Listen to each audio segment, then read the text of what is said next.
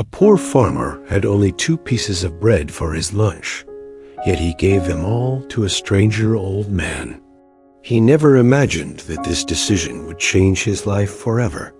Do you want to know what God gave him to repay his kindness? Welcome to Buddha and Mindfulness, where stories and teachings help us live a mindful and loving life. Today, we will listen to a story about kindness, giving, and the reward of good karma, and realize that selfless actions have the power to change a life. But first, don't forget to subscribe to Buddha and Mindfulness to support us in sharing new stories every day. Long ago, in a small village beside lush green fields, there lived a farmer named Moan. His family lived in a modest house, with little income but a big heart. Moan was well known throughout the village for his honesty and kindness. No matter who it was, whether a familiar neighbor or a passing stranger, he was always ready to help. While working in the fields, if he saw a skinny stray dog come near, he would share his meal. If he met a hungry traveler, he was willing to give all the food he carried. For Moan, helping others was as natural as breathing, without calculating gains or losses. His wife, Sunita, was a capable woman, but practical.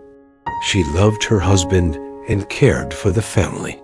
Yet she could not help feeling upset when their home was always lacking because of Moan's generosity.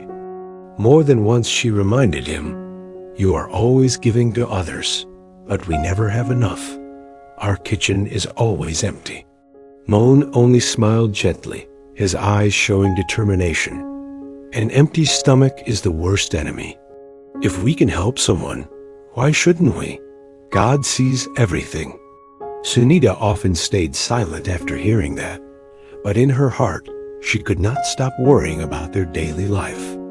One hot afternoon, as Moan was resting under the shade of a tree in front of the house, a weak voice called from outside the door, "Son, I have been walking all day without a bite to eat.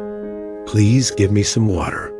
It was an old sage, thin and frail, wearing faded, dusty clothes, his wrinkled face covered in sweat. From inside the house, Sunita glimpsed him through the window and muttered, "Another one.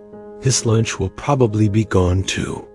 Moan ignored his wife's words, hurried to open the door, and invited the old man inside. "Baba, please sit here. I will get you some water."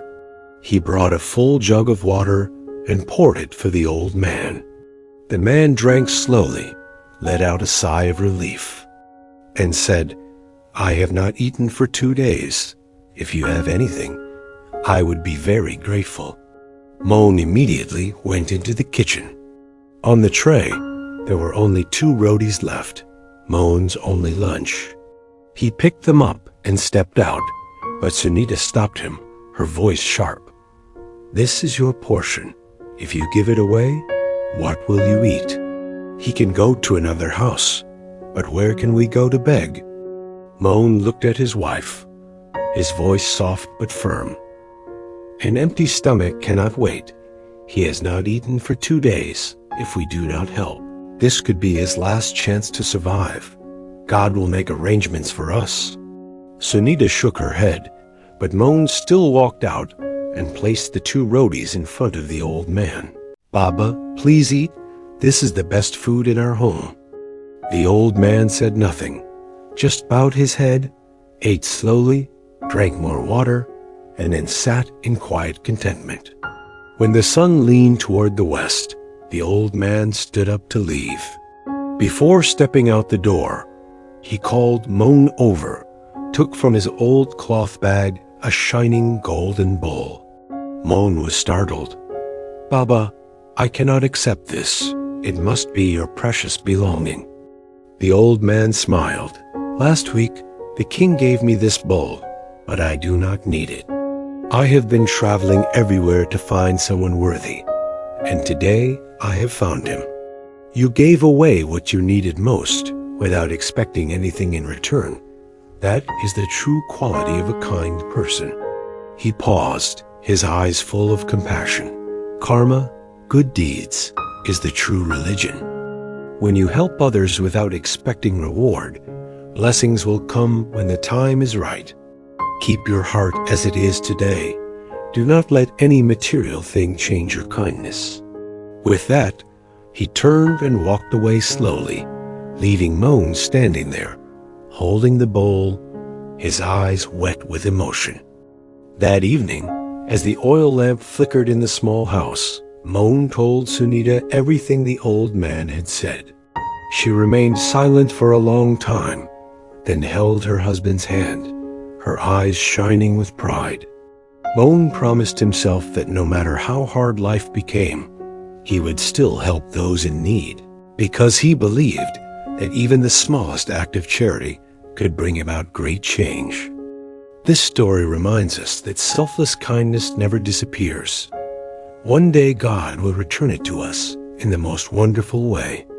And when that happens, the reward will not only be material, but also the peace and happiness within our hearts. Thank you for listening to today's story on Buddha and mindfulness. If you believe that every act of kindness is a seed of happiness, then plant them every day. Do not forget to subscribe to the channel and share this story to spread positive energy to everyone. Buddha and mindfulness, stories and teachings for a mindful life.